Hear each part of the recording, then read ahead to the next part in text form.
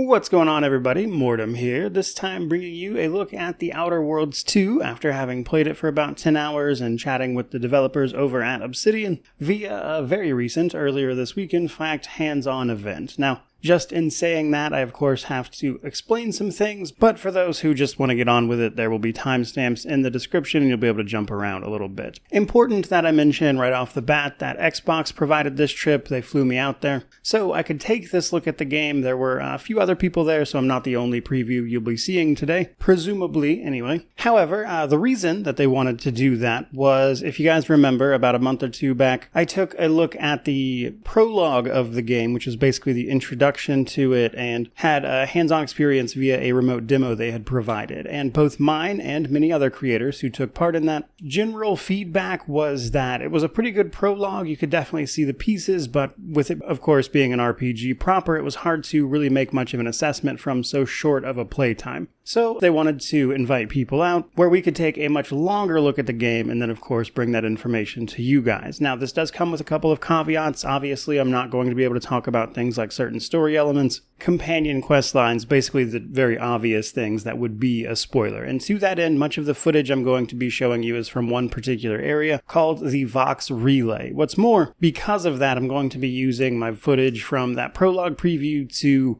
break up some of those segments here. So keep that in mind as you're watching the video itself. And I will likely, over the course of this video, kind of pepper it in where it makes sense, but obviously I'm going to give you guys some of the information I got from, of course, speaking with the devs, in particular the game director Brandon Adler, as well as a couple others here and there. But here at the beginning, the things that I want to talk about in this video the most are the revamped flaw system, talking about how companions kind of fit into everything going on here, from both combat as to whether or not you want them with you at all, gameplay improvements, enhancements like to itemization via armor and some of the equipment you could get your hands on, and a few other things as well. But in order to explain a fair bit of that, I'm going to kind of go over my build, how I approached the Vox Relay, and just kind of the general gameplay tactic here. Now, some of this stuff I have talked about previously, like character creation, how things like the skills and everything work. So some of this might be a little bit of a repeat here, but a lot of what making a character in this game is going to come down to is your background, your traits, and then any flaws and stuff you pick up along the way on top of your skills, perks, and then naturally the choices you make through the game. Now, from my initial look at the prologue, one thing that really seemed to resonate with the people watching was I picked the option of being a professor, but you could also pick up the brilliant and dumb traits at the same time, making you like a sort of idiot savant type of character that was a lot of fun to me personally. In fact, combining the brilliant and dumb traits gives you a bit of extra unique dialogue beyond just what picking the dumb option would do for you. But the really interesting thing about backgrounds and traits is that in addition to what they do as a blanket, like for instance, witty keeping you from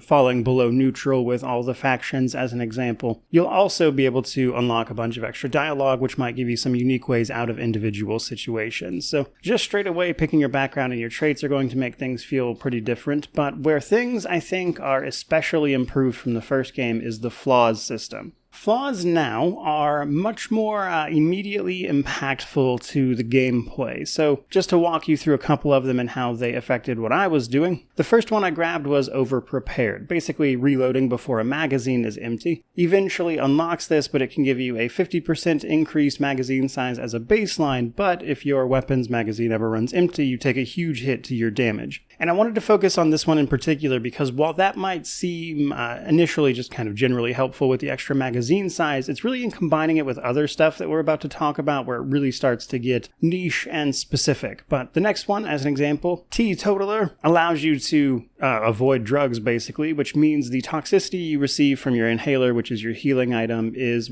increased, but you also increase the health restored from it. And this actually leans into a very specific play style of intentionally exposing yourself to toxicity in order to enter what they call a crashing state. And then in accepting those, I was also able to pick up just flawed. So flawed is a flaw that forces you to take all of the flaws you encounter, but gives you extra perks every 5 levels. This one is very obviously not for beginners and is not recommended for a normal playthrough, but is certainly very different and going to give you a unique playthrough, I would say. From there, let's talk the skills for this particular character. So as an example, I wanted this guy, being a dumb professor, professor to kind of just charge into the middle of combat with guns, while also having a good knowledge of things like medical and science to represent what he knows. Now, having the dumb trait, I actually had to lock off a bunch of these because they can never be increased. Now, in addition to these representing the obvious things for each, these can also be things that pop up in the environment that you can interact with for just, special little interactions. Now, stuff like lockpicking is pretty self-apparent, but sometimes even things like explosives will give you the opportunity to open doors, or occasionally you might happen upon an in-progress experiment that if you had the appropriate skills, you could sort of finish and then get unique items or things like that. Speech would obviously open up a whole bunch of different ways to move through a conversation, but I think for the most part, just in looking at this, you kind of get the idea that specializing in these skills is going to determine a big part of your build on top of everything else we've just mentioned. And then next to last, you've got perks. So every other level, generally, you will pick up a perk point, and the perks you can pick up are, for the most part, locked behind things like, for instance, how many perks you've already taken, your individual skill levels, that kind of thing. So they do all kind of lean into the skills you are increasing. But I would say that it's the perks in combination with the flaws and the skills and stuff you've chosen that really start to hyper specialize an individual character. So to kind of walk you through what I was doing was to play this character that was not exactly the brightest bulb, even if he was someone who knew a lot about a specific subject. And as a gameplay style, what I wanted this character to do was to basically run into combat guns blazing and shoot things as close as possible, while also using the medical inhaler to enter that crash state, and then of course pick up bonuses that are going to help with that. So perks like Point Blank Artist, which is really helpful for sneak attacks, but also just gives you plus 30% damage to targets that are near you, but a penalty to farther out enemies, on top of just a basic one like Crabble Rancher, which gave us extra range damage for those guns, and then extra crit chance. To then combine that with another one called Serendipitous Slayer that gives us, again, extra crit chance, but also, when we crit with weapons, gives us a chance to replenish our weapons magazine, which plays into that flaw over prepared, which gives us a damage penalty if we hit empty, but a much increased magazine size as an example. So you can kind of start to see the synergies there, which is then further compounded by a perk like, for instance, Deep Drums, which just gives us extra magazine capacity, which in itself might be a little boring, but once you start combining it with relevant flaws and stuff, suddenly becomes a lot more interesting. But what is also noteworthy is that some perks can be acquired through additional means, which you can see under additional perks. So do keep in mind, even the list you wind up seeing in the perk screen won't be the sum total of everything possible. Now, believe it or not, when it comes to building out a character, we're not actually quite done, because this time around I was able to mess around with a good bit of the itemization, which can even further enhance this stuff. In fact, one thing I found that I was pointed towards by one of the comms members, Chris, was especially funny, and there's basically in the first area of the game a bucket helm that you can find, which, while yes, being a bit of a joke, is also extremely powerful. So in first person, this helmet obscures your vision, as you would expect if you were wearing a bucket, but the catch is, when you're wearing this and standing still, you become invisible, and that is actually a little bit broken, because it 100% will let you steal things in front of people without being caught, as an example, and obviously plays into a bunch of different builds. I think in third person it doesn't obscure your vision, by the way. So straight away you can pick up an item that has genuine use pretty much immediately. But in the case of my build, some of the stuff I was messing around with in order to facilitate that running and gunning approach was stuff like this target finder, which gave us extra weak spot damage, both as a flat bonus, but then also based on the range I was from the enemy, and then I even added a mod to allow myself to carry an extra weapon around. As I mentioned, I was also playing around with a playstyle that allowed me to lean into crashing from the medical inhaler, which, well, in that state I could just get like a plus 20% damage buff, which was really great, and that actually scaled up with my medical skill, which I was also focused into. So this malpractice helm, which is also seemingly a bit of an Easter egg for Nigel Thornberry, I believe, judging by the general shape of the pseudo mustache there, really, I think, kind of gives you an idea of some of the stuff you could lean into here. Now, you've also got your body armor, which comes in things like light, medium, and heavy, which has its own bonuses. Like, for instance, this escape suit can drop a smoke grenade when you start to actually lose health, as an example, to do some fun stuff. And then a lot of these items are associated with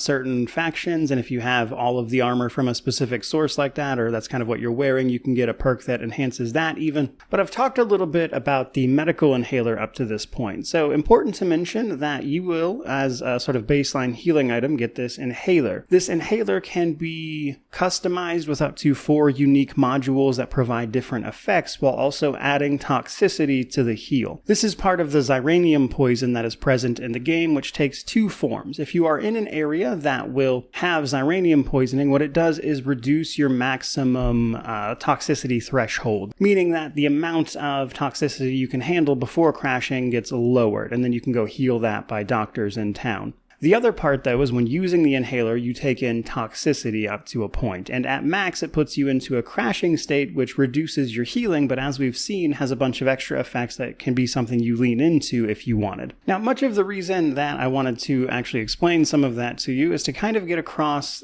basically how this stuff is much more kind of immediately impactful, especially compared to the first game, because the first game, oftentimes you would take perks and stuff, but they could be a little boring, and then the itemization outside of like the science weapons, as an example, wasn't exactly anything super crazy, but here, even just within a few hours, I was able to pick up a bunch of different items, pick a bunch of different perks and flaws that immediately had a substantial impact on the way I was playing the game, and also influenced how I would like to develop that character further, which for me at least made the immediacy of the gameplay in this one feel very, very fun. Now, as I mentioned, as a build style, I was just kind of running into the enemies straight away here and trying to blast them down with a very specific approach in mind. But keep in mind, that's just one approach. You could do this a million different ways. And from this preview, that's probably the thing I'm most excited about. There's a bunch of builds and everything I already want to lean into and try, like obviously somebody who uses speech, a leadership build, see how that's improved from the original game as well, since that was a fun way to do things. And that, by far, again, the thing I enjoyed the most about this preview. But there is certainly still some other stuff I want to talk about here as well.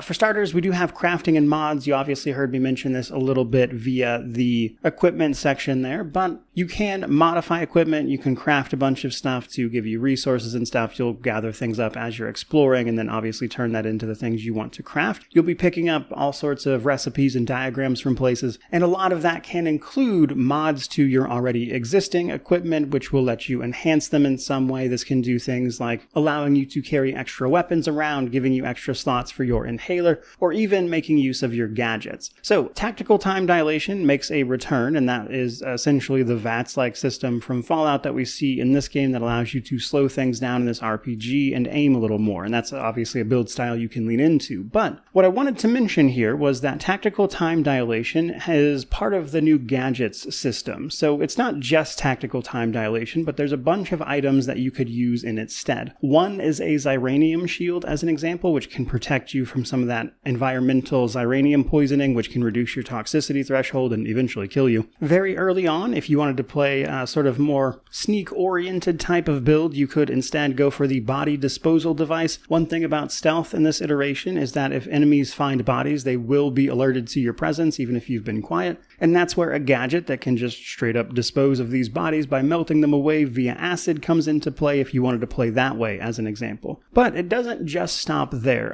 There are other gadgets that are more always active type of things. Like, for instance, they have implemented a double jump. That's something you can participate in, and obviously adds a lot of verticality in terms of what they were able to do, just because, you know, it obviously enhances a certain amount of mobility that they've had to account for in order to avoid sequence breaks, things like that. But also, naturally, makes way for some innovative solutions to problems that they were able to lean into. Another big part of an RPG like this is naturally companions. However, I wanted to talk a little bit about these guys generally. Obviously, I'm not going to tell you the story-related stuff, but I was able to run around with Niles and Inez a fair bit. These guys naturally have their own progression and story, and in fact, in participating in whatever those stories may well be, is how you're going to improve them. This will give you the opportunity to give them upgrades to either their weapons or armor, and can potentially even change the abilities they get as a result. However, a couple of notes on companions. One, they were much more useful to me here, even on just the normal difficulty I was playing on for a first run, than the companions often were in the Outer Worlds 1, where combat was substantially easier, which is as good a place as any to mention that difficulty is in fact ramped up a little bit here, both I would say as a baseline, but also they have different difficulties: easy, normal, hard, and very hard. Supernova did not make a reappearance, but who knows for the future, I suppose. And especially for a build that was kind of running into the fray, actually utilizing my companions was pretty helpful. They have abilities like, for instance, Niles was able to draw fire from the enemy and take the heat off me for a second while I caught my breath. And Inez is able to throw these healing packs for you, which can actually reduce some of the Xyranium poisoning as well as just heal you generally, obviously. And she can even get her own various attacks as well. So companions can be very useful, but they are also not required at all. They are optional. You don't have to take them with you. You don't even have to recruit them. You can kick them out of your party for the most part. So how you develop and grow with them is going to largely be up to you. Now, before we move on to talking about some more just general stuff, one thing I wanted to talk about a little bit with the Vox Relay is that I imagine a big reason they wanted to show it off is because of all the different ways to it and through it. So the Vox Relay, the area that you're seeing all of this video from, is a location you need to reach as part of the story that I'm not really going to explain the why of, but for starters, just getting to the Vox Relay is a challenge into itself that is going to depend upon your build. There are multiple different ways into it, from stealth, surprise entrances, frontal assaults, help from different factions you could potentially enlist. So just as a baseline, how you get to the Vox Relay is going to vary quite a bit from playthrough to playthrough, I imagine. And then once you're actually in there, you have a few different options. Like, for instance, you could potentially talk your way through a boss fight, sneak your way around the worst of it, and then at the end, when a choice has to be made, you will have a bunch of different options based again on your skills and even some of the options you've chosen up to that point. So all of that to say, everything I've mentioned up to this point is that to reinforce what I said at the beginning of all this, the thing I've enjoyed the most about this experience so far is how impactful the decisions you'll be making in terms of how you build your character are, which is one of the reasons I'm actually excited to try out different builds. But as fun as all these changes and mix-ups to the fundamental systems are in terms of making combat more enjoyable than, say, the Outer Worlds 1 as an example, of course, there's also a ton of ways to just avoid those things via just straight up stealth, or obviously things like speech as well. Or if you want to hang back and let your companions do it, you could certainly again build into leadership. There are ways to allow you to do that. And that really seems to be a lot of the core philosophy at play behind this individual game, is that obviously they want it to be bigger and better than the Outer Worlds 1, having the chance to make a sequel, expand on the things that didn't work, or revamp the things that did, that kind of stuff, or add extra depth even to the things that did work. And at least on the gameplay side of things, I think you wind up feeling that, especially in the opening area, pretty immediately. Now, to sort of start closing this out in terms of talking about my own personal experiences here, before we start moving on to some of the questions I was able to ask, a couple of general notes. So, as I've mentioned, what I've played here seems very promising, and I do want to stress that. However, obviously important to mention that I've only played through the first portion of the game so far, and that I have not seen everything. And obviously I'm not talking much about the story, but when it comes to actually reviewing this game, how that story pans out and how impactful it winds up being in terms of ways through it are going to be things that are on my mind. And very, very broadly speaking, one thing that I'll be curious about is how individually variable each playthrough may well be. Because, as I've already mentioned, there's a bunch of different ways to get into the Vox Relay, and getting in there and doing your thing is kind of the goal of this area. But something I'm going to want to know personally in the end, and obviously is the kind of thing you'd have to play the full game to see, is just how vastly different an individual playthrough might be. Or will I always hit like the exact same areas, just in different ways, I suppose is what I'm trying to say. Will there be sections that are entirely missable depending on the actions you've chosen and the consequences of the choices you've made, things like that. But at least in this first area, it seems like they've done a great deal to make sure that the game is very reactive to the things you are doing and how you're approaching them, and this obviously leads to a bunch of different ways to handle all of these situations. So again, promising, but we don't have the full story there just yet. Another thing I wanted to mention, this is very common with RPGs, but they tend to be very front-loaded. Like the first area can be really good, but then it starts to get hemmed in and drop off a little bit in subsequent areas. And I'll simply have to play more and get further in to see if that happens here, but this whole opening area I thought was a lot of fun to actually move through. And then last but not least, another thing that I mentioned quite a bit, and I know other people did as well as part of the prologue experience a while back, was that the third-person animations, and especially the third-person stealth animations, looked really, really rough. I was able to get a little information about that, which I'm obviously about to share with you via things like the questions with the developers, but ultimately things like that make very specific approaches, like for instance melee and stealth, feel not great. But long story short, from what I've played in this first roughly 10 hours, I'm happy to see all the changes they've made mechanically are actually really fun to mess around with. The gameplay is very fun. I think the combat is much improved. I think enemies actually pose a bit more of a threat, even on just normal difficulty as an example. I'll definitely be interested in jumping into very hard and seeing how difficult that actually winds up being. And while the jury's still out on a couple of things that I will simply have to play through the game multiple times in full to really see for myself and have much of an opinion on, after playing this 10 hours, I'm genuinely really looking forward to playing this through multiple times in different ways, and I'll probably actually wind up sharing some of those with you guys via like a build video or something. But I've mentioned a few times that I had the opportunity to ask some questions, and obviously I would like to share some of those answers with you. Now, this was a pretty laid back, not super formal conversation, mostly with game director Brandon Adler, but a couple other people here and there. So hopefully this little section will answer some questions you may or may not have had. First off, I asked if they had any plans to support mods. This is something they are actively looking into. There are some challenges with Unreal Engine 5 specifically that they're having to find ways to work around, and they're still kind of working out the specifics of it. So obviously, I would not call it a guarantee, but mod support is something they are actively looking into. This next one is stuff that was already known. The Outer Worlds 2's Premium Edition comes with access to 2 future expansions, so that should tell you, obviously, that they are working on DLC, of course. And in fact, now that the game is about to launch, they're already starting to transition into working on the first DLC. So yes, there will be post-launch support in the form of, obviously, the usual stuff, like any patches or issues needing to be addressed, but also in the form of upcoming content. Now, about those stealth animations, I was able to ask directly about any plans to address the feedback there from the animations, especially in third person, that looked rough, and the answer is obviously that they are definitely aware of those things. They've already done some small tweaks that should be available in the launch version, but they will be giving a pass over basically just all of those animations and seeing what they can improve, though it did not, from the sound of things, seem like something that was actually going to make it into the release version of the game, so I would actually probably expect that to wind up being a patch later on down the line at this point, and so I think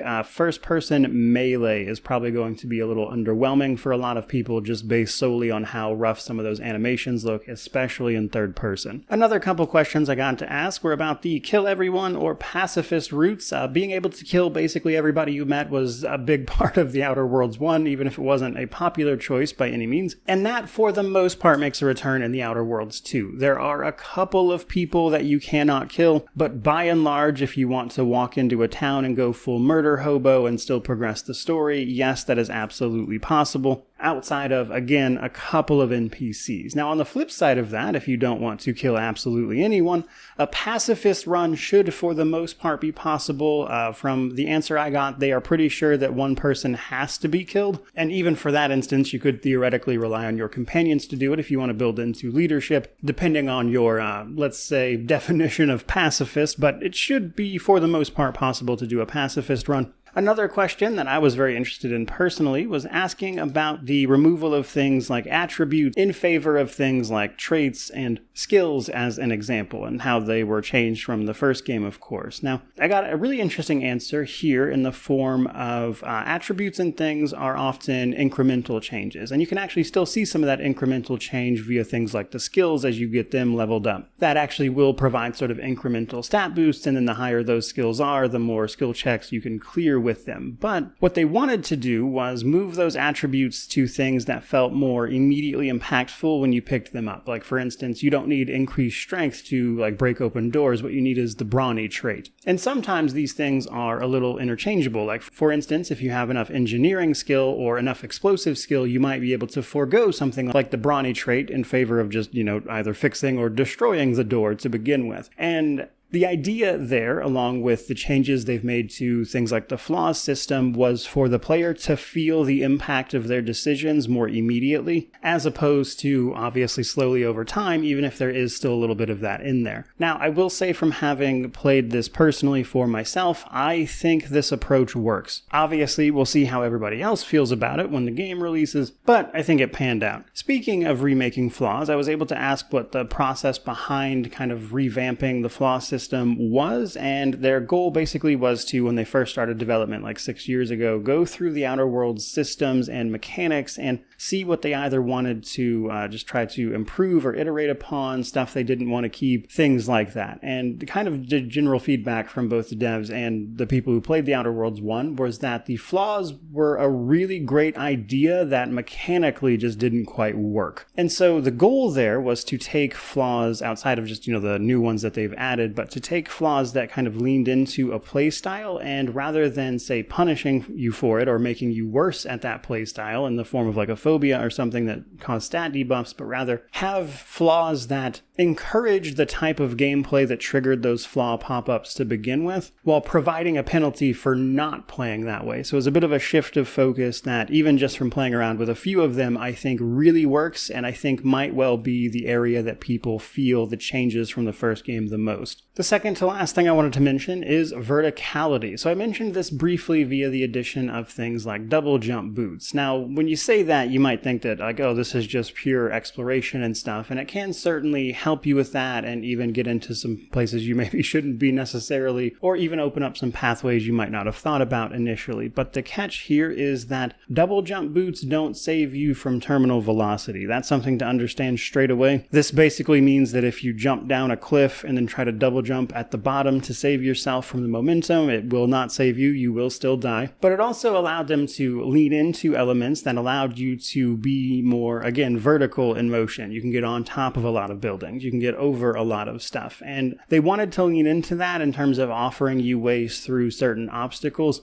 which even in the first area, once you acquire them, you should feel pretty much immediately. But I thought it was funny that they talked about how it was a whole thing during development about whether or not to even include it to begin with, but ultimately it wound up feeling so good and natural for what they were trying to build that they kept it and didn't want to play without it. But again, obviously we'll see how everybody else feels when they play it for themselves, but I thought it felt pretty good without leaning into the territory of overpowered or allowing you to just completely circumvent things, outside of places where it made sense anyway. And then the last thing I wanted to mention was the missable content. So I was able to ask about content and replayability more generally, and we had a really great discussion, Brandon Adler and I, about missable content in terms of both this video game but also games in general. And the long and short of it is that they want the people who play through the Outer Worlds to have potentially very different experiences where, they may or may not see some people, events may or may not happen, how things change, how they differ, and so people can have those conversations around those moments and talk about, of course, how different their experiences were playing the same game. And it being Obsidian, we obviously talked a little bit about Alpha Protocol and how that game handled it as an example, and how the choices you make in that game would lead to very, very different outcomes that even leads to a confusing amount of endings for that game as an example. So I think with all that information, you can really start to get a sense of what they want the Outer Worlds 2 to be all about, and it's really kind of approaching the game in the way you want to approach it, both in terms of the good and negative aspects of that. Meaning that, as a sort of close to this video, it really looks like this is definitely an RPG in the sense that you're not going to be able to do everything in a single run, nor should you be able to, while also having a lot of fun systems and things to play around with at the same time, and just making sure that the people playing it are actually having fun doing all of that. But I think that's just about all I want to say for this particular video. Moving towards a review for it, I'll obviously dive more into how individual story beats work, how the factions are shaping up, things like that. Stuff that I wasn't really able to cover in this video due to avoiding spoilers and things. But while I still, as a reviewer, have a couple of reservations, and again, these are just just things I'll have to play through the entire game to see for myself. The main thing I wanted to get across with this video again is that I think this is surprisingly promising, because at least roughly 10 hours in here, it looks like they took a lot of the Outer World 1's systems and really, I think, made great changes and improvements to those systems that you're probably going to notice pretty much immediately in terms of how it feels to actually play the game. And so I think that's pretty much going to serve as a sort of first impressions here with anything more I have to say about this game, of course, coming with the review itself, which will be later this month towards the game's release. But I think that's going to do it for today, so I certainly hope you enjoyed this video. If you did, by all means, like, comment, subscribe, all the YouTube jazz. Let me know how you feel about this one down in the comment section below. But regardless of any of that, truly, just thank you so much for watching. I really do appreciate it. May you wander in wisdom and have an amazing day.